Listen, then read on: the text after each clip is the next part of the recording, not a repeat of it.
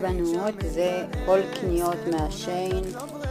יש לי פה גרביון, יש לי כאן מקציף חלב. טוב בנות, זה כל קניות מהשיין. זה שקיות זילוף שהזמנתי. זה קלמר חמוד קטן למברשות איפור.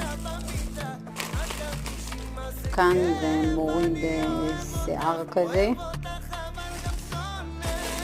ואלה הניילונים לסלטים לשבת. זה מכונה של מנקה מברשות של איפור. מעניין איך זה עובד ואם זה מנקה טוב.